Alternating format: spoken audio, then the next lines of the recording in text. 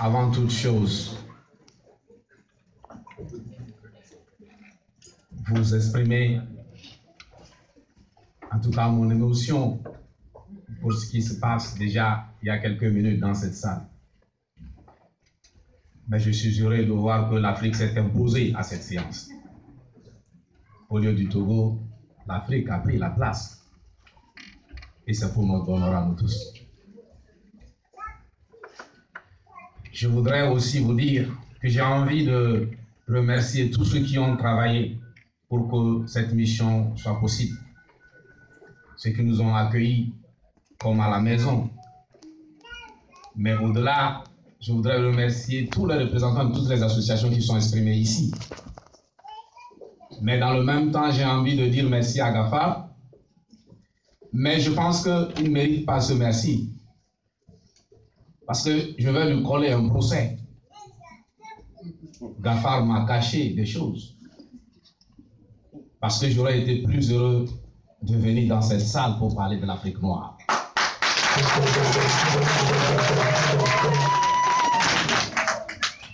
Gafar m'a caché que je venais retrouver des frères, que je venais retrouver la réalité. Parce que il y a des mots qui n'ont aucun sens, qui ne correspondent à aucun contour précis. Être togolais ne correspond à aucun contour précis. Ivoirien ne correspond à un contour précis. Burkinabé et autres. Ça, c'est le résultat de la conférence de Berlin.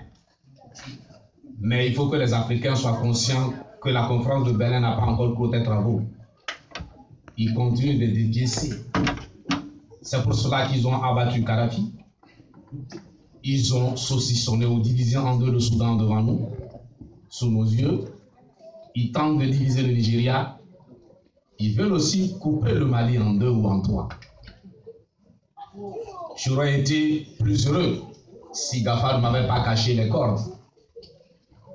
J'aurais été plus heureux si j'avais été invité ici pour présenter une conférence sur, par exemple, les grands moments de l'histoire du peuple négro-africain.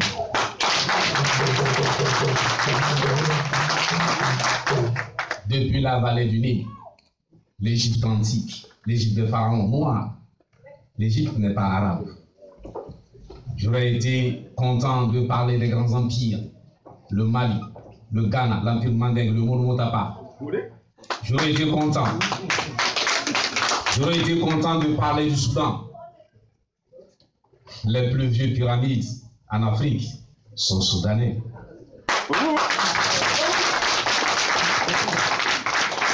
The oldest pyramid has been found in Sudan, the first civilization.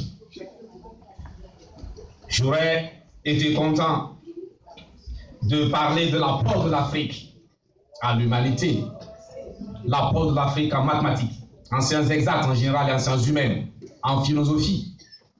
Sur ce, je voudrais remercier notre frère Claude, qui m'a provoqué.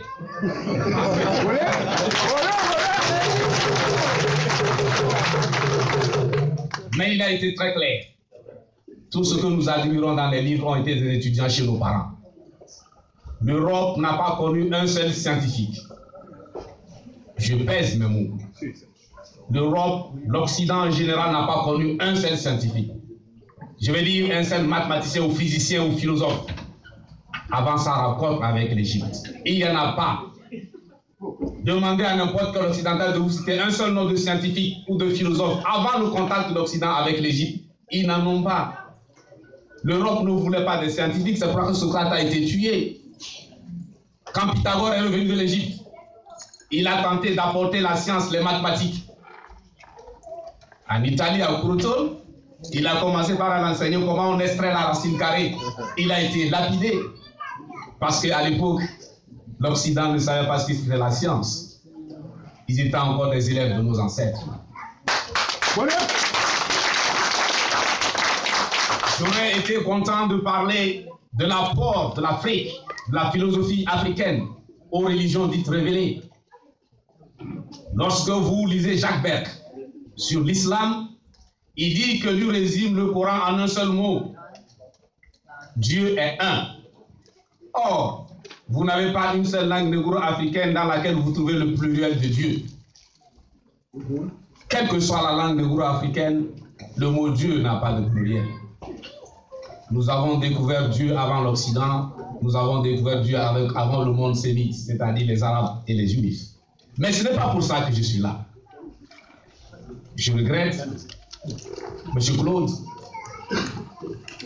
mon frère du Niger, ou en tout cas tous mes frères africains ici présents. Je voudrais aussi vous faire remarquer que toutes les langues négro-africaines sont apparentées à la langue mère, le négro-égyptien, la langue pharaonique. Et c'est au nom de cette parenté que le groupe théâtral Ma Famille a des réussites en Afrique. Parce que le groupe Ma Famille ne parle pas français. Mais à travers le français, c'est l'imagerie des langues négro-africaines. Et c'est pour cela que tout le monde comprend. Et c'est ce qui fait la victoire, ou en tout cas la réussite du groupe de Gourou.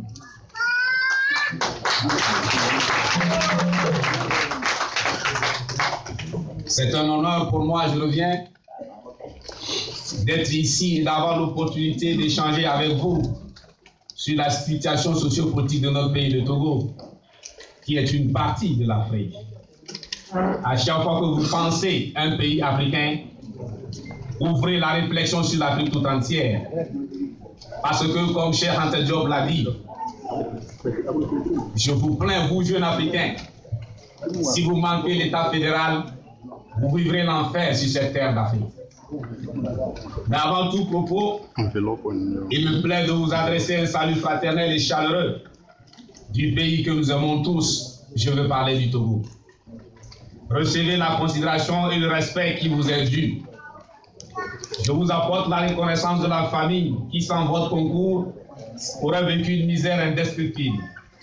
Le pire, je veux dire, pour avoir assuré la survie au pays, merci.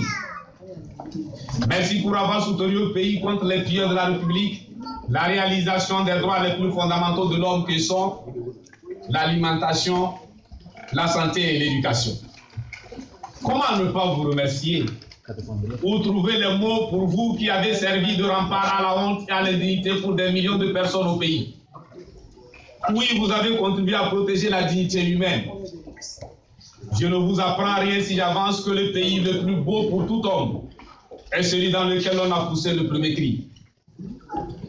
C'est le pays où pour la première fois l'homme a fait connaissance avec le soleil, qui loin d'être une boule de feu, ce n'est pas notre conception, nous, et des groupes africains, mais le soleil est source d'énergie pour nous. Le pays le plus beau marqueur pour tout homme reste le pays de sa plus tendre enfance.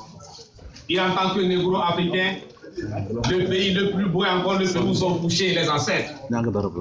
Si on est heureux à Hambourg, c'est qu'on peut être plus heureux à Lomé, à Tapamé, à Tchamba, etc. En fait, à condition de vie égale, l'on est plus heureux dans son pays natal.